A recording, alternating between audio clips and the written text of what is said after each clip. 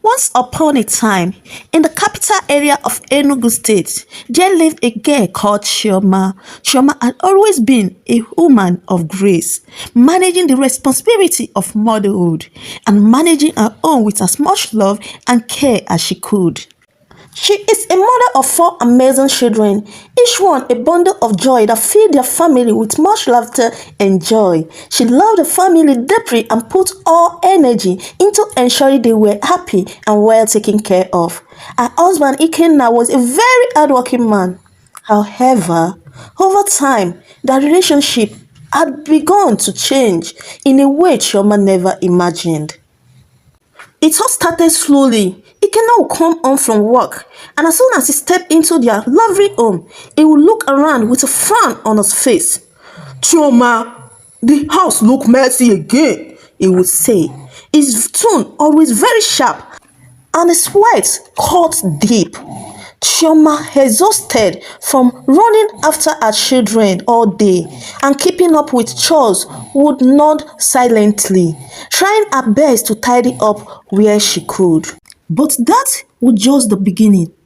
Ikenna started pointing out every little thing that is wrong in the house. "Why is the kitchen still scattered?" he would ask, looking at her as if she had committed a grave sin. "Can't you keep things in order for once?"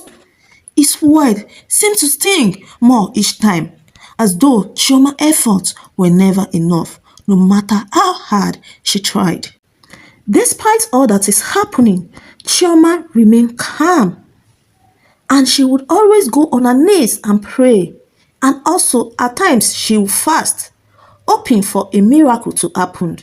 She misses her husband, who once loved and cared for her dearly. She would say to herself, "Maybe it's just the pressure from work.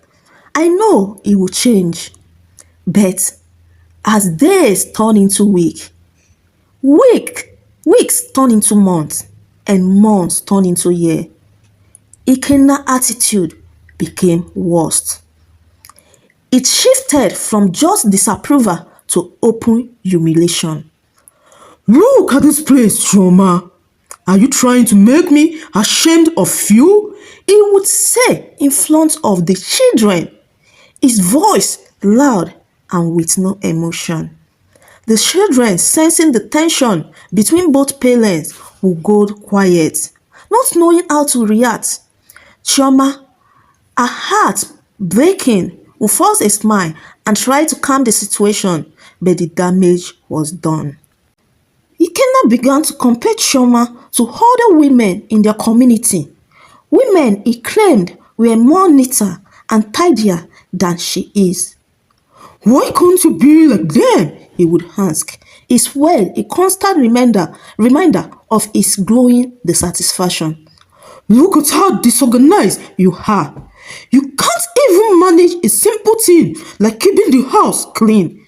He no longer saw her as a worthy woman, as the woman he once loved, but as someone who had failed to meet the standards he set.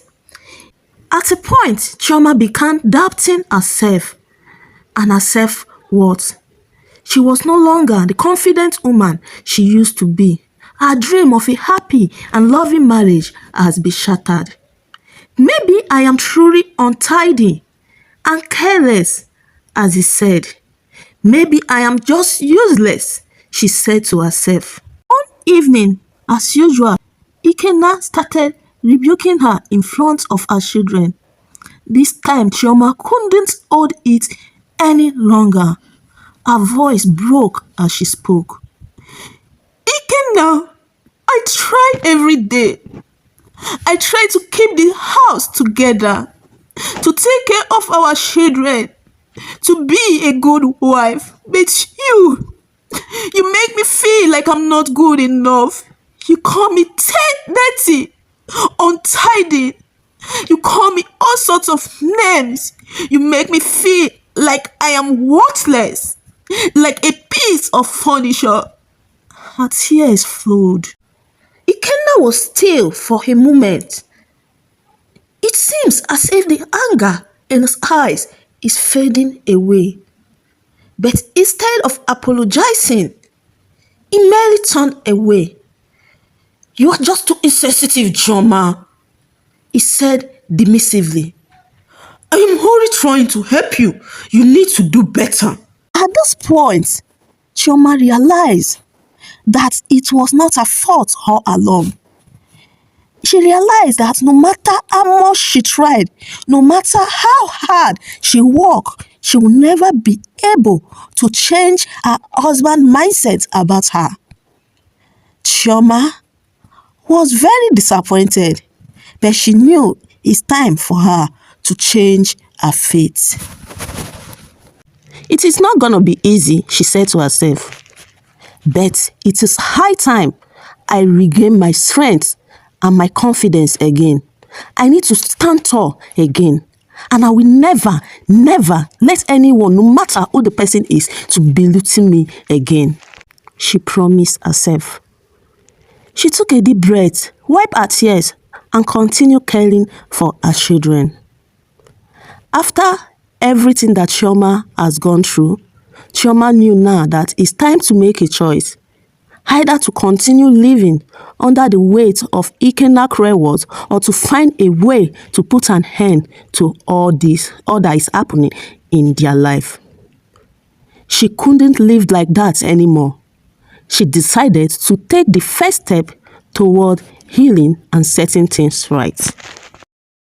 Chioma decided to seek the help of her friend Ngozi, who has always been there for her through thick and thin. "I know I am a strong woman, but I think I need help," she said to herself. Ngozi listened patiently as she explained all she had been through, and she decided to offer her words of encouragement.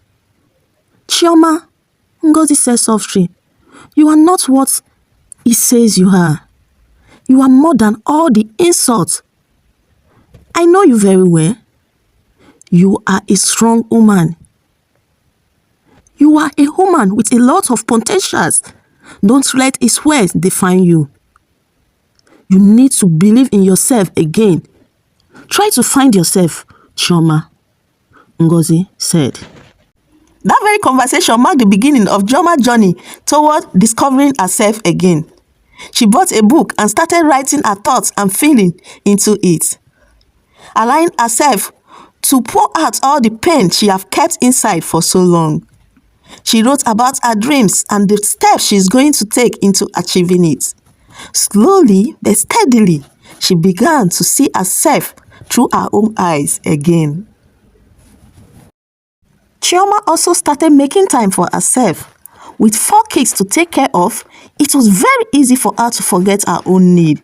But now she knew that if she did not take care of herself, it will not be easy for her to take care of anyone else, including her family.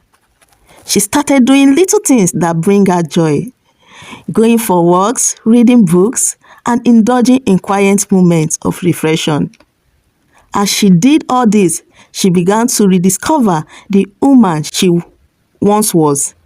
The woman she had forgotten amidst the demand of motherhood and the constant humiliation from her husband, Ikenna.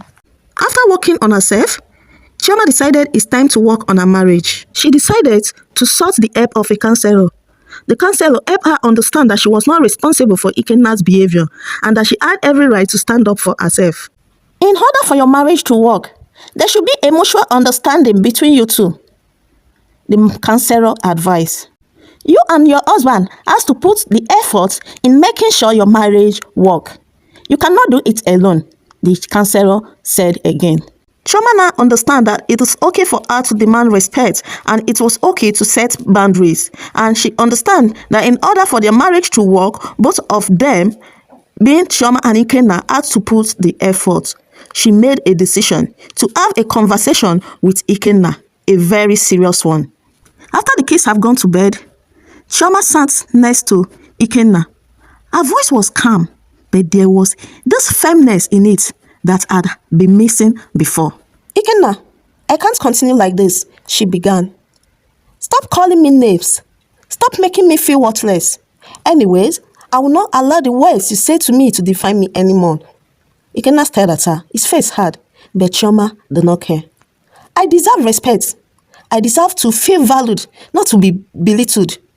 I'm trying my best, and it's high time you saw that. I'm not your punching bag, and I won't accept being treated like this anymore. For the very first time, Ikenna did not interrupt her. Chioma could also sense a feeling of guilt in his expression, but quickly it disappeared, as usual, behind his defensive posture. I'm doing this for me, Ikenna, Chioma continued. And if you can't see my words, then maybe it's time for us to rethink this marriage. The silence that followed was very deep, but Chioma stood her ground. She had given so much of herself to this marriage. After that conversation, Ikenna began to reflect on his actions and behaviors. Something he hadn't done in years. He then realized how much Chioma had been doing for the family and how much she had sacrificed for them. He realized how ungrateful he had been, taking her effort for granted and never appreciating her. The next day, when Ikenna came back from work, he decided to beg his wife Chioma for forgiveness. Ikenna came to her, his expression softer than it had ever been in a long time. Chioma, I have been wrong. I know I have wronged you, he said, his voice very quiet. I treated you so unfairly. I belittled you. I am very sorry. You have been doing your best, and I failed to see that. I was too caught up in my own frustration to appreciate you. Chioma looked at him, still conscious but hopeful. I hope these are not just mere words, she think within herself. Or as he recognized his mistakes. Ikenna, she replied in a calm voice. I need you to understand that I won't accept being treated like that again. I am not just your wife. I am a human. I have feelings and I deserve love and respect. He nodded, looking genuinely remorseful. I know. I promise to do better. I will try to be more supportive. I will learn to appreciate everything you do for us. Chioma wasn't sure if she could really trust him yet, but everyone deserved a second chance. So Chioma accepted his apology. Over the next few months, Ikenna made a conscious effort to change. He took more responsibilities around the house and complimented Chioma for her hard work. And most importantly, he treated her with much kindness and love. His transformation wasn't perfect, but it was a step in the right direction. They both decided to make out time to nurture their relationship. Over the years, they were able to build a healthier and stronger relationship. One where both of them understood that respect and love weren't just expectations, but foundation on which their marriage could stand. They live happily ever after with their 4 kids. And this is the end of our story. What do you learn from this story? One thing I learned from this story is appreciation. And with that in mind, I want to tell you, if you have been watching up to this point without liking this video, what are you waiting for? Please show me some appreciation and click on that like button, and also do subscribe to this channel for more amazing stories with a lot of moral lesson. Also leave your comments on the comment section. What do you learn from the story? Have a wonderful day. Bye.